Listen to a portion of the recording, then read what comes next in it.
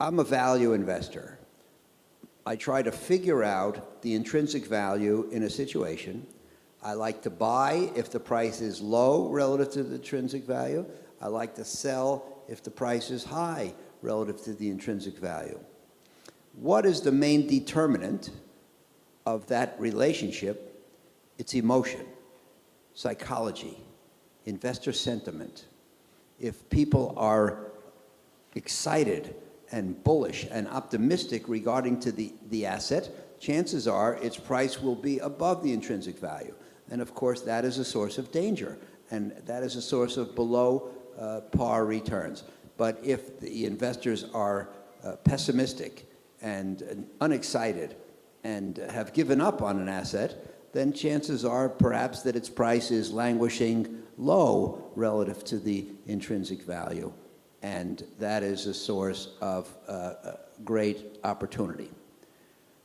So we want to buy when people are depressed and pessimistic, and we want to sell when people are optimistic and excited.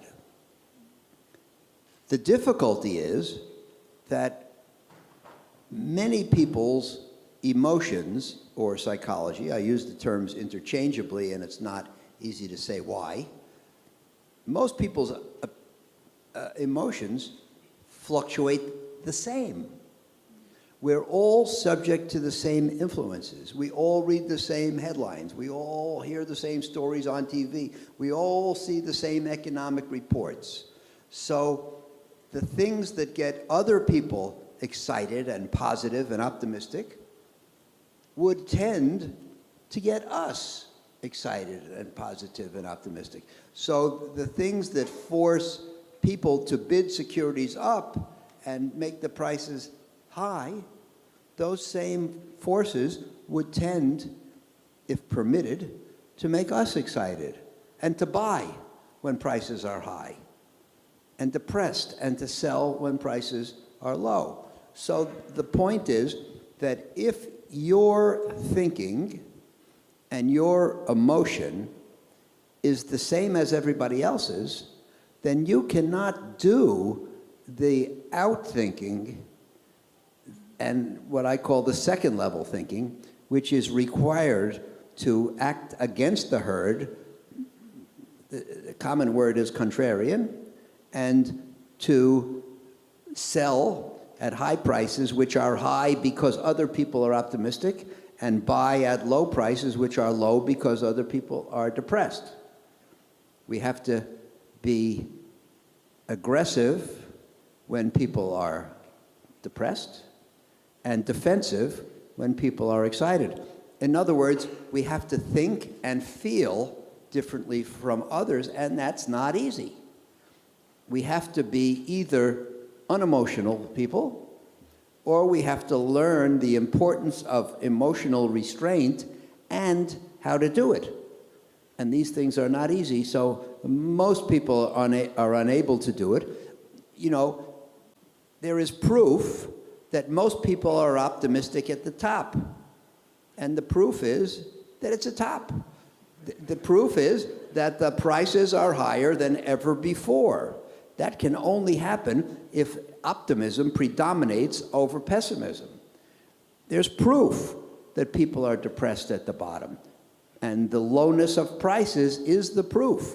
Prices can only be that low relative to intrinsic values if most people are depressed. So we have to be excited when they're depressed, and we have to be defensive when they're excited, and it's just a hard thing to do. And let me, I know you're ready to speak, but let me say one more thing. One reason it's hard to do this is because there are not many opportunities to do it well. I was talking to my son. Those of you who read the memos know I reference my son in the memos from time to time, Andrew, and we work together on investments. And I was working on the book, and I said to him, you know, I really think that essentially my market calls have been correct. And he says, yes, Dad, that's because you made 5 market calls in 50 years. And it's true.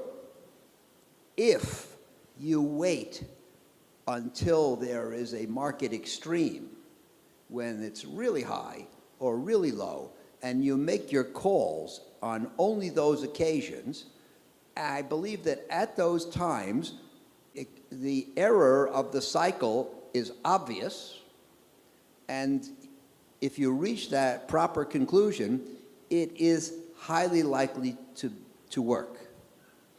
If you're impatient and you try to make market calls other than at the extremes, I think that the logic will be difficult, and I think you're unlikely to be able to do it often. So the things I recommend in the book will not work weekly or monthly or annually. They will only work at the extremes, and if most people don't have that kind of patience, and they try to make the calls more often, and when you're not in the vicinity of an extreme, they're not going to work. Those of you who read the first book know that there's a chapter which says that the most important thing is patient opportunism, and I think the last sentence says that when there's nothing clever to do, the mistake lies in trying to be clever. So trying to make these calls other than at market extremes is a mistake. You don't get to do it often, but if you do it at the real extremes, it's extremely profitable, and you don't have to do it often to have it make a real addition to your investing record.